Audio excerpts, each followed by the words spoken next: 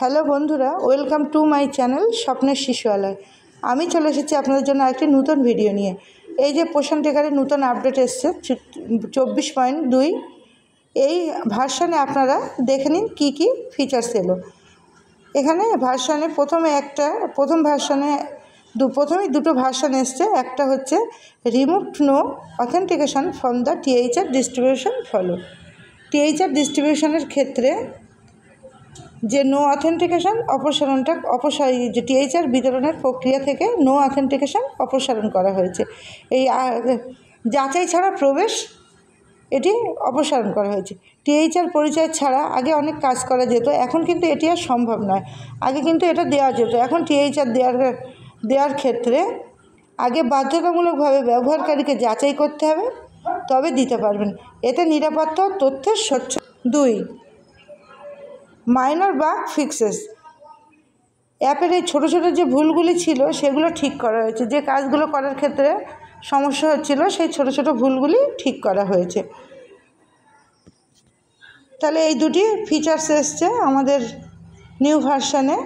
এই নিউ ভার্সনে কাজ করার ক্ষেত্রে আপনি কিভাবে করবেন দেখে নিন।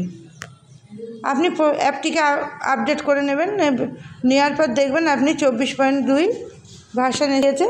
তারপর আপনি এটাকে ওপেন করবেন। আমি যেহেতু করে নিয়েছি সেই জন্য আমি আপডেটটা দেখালাম না, ওপেন করে নিলাম।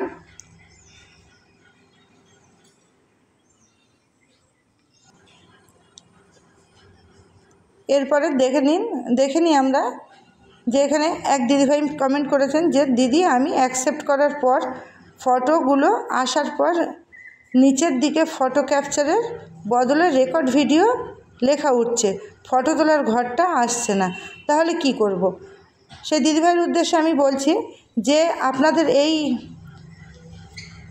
প্রত্যেকেই জানা উচিত যে কেন এই যে ফটোর জায়গায় বারবার হচ্ছে না।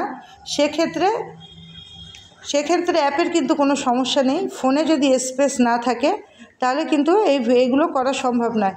সেই জন্য ফোনে স্পেস দরকার, এবং যদি ফোনে না হয়, জায়গা কমপ্লিট হয়ে যাওয়ার পর যদি ফোনে জায়গা না থাকে আর, তাহলে কিন্তু আপনারা অন্য ফোনে পোষণ টেকার অ্যাপ ডাউনলোড করে পোষণ টেকার অ্যাপ ডাউনলোড করে লগ ইন করে আবার পুনরায় আপনারা এটি চালু করে দেখুন, কিন্তু ঠিকঠাক হয়ে যাবে। সুতরাং চিন্তার কিছু নেই। এটা নিয়ে অনেক চিন্তা করছেন যে যদি ভিডিও আসে তাহলে তো ফটো তোলা সম্ভব না, ফেস ক্যাপচার কীভাবে হবে।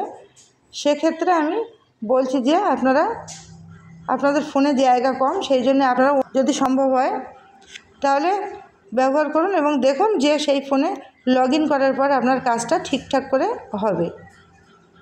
তাহলে এটা নিয়েও চিন্তার কিছু নেই। এই 24.2 নিউ ভার্সনে আপনি সহজেই ইকেওয়াইসি এবং ফেস ভেরিফিকেশন করতে পারবেন। তাহলে আজকে ভিডিওটি ছিল এই পর্যন্ত। যদি আপনাদের ভালো লাগে লাইক, কমেন্ট এবং শেয়ার করুন, এবং আমার চ্যানেলটিকে সাবস্ক্রাইব করে আমার পাশে থাকুন, সাথে থাকুন। ধন্যবাদ।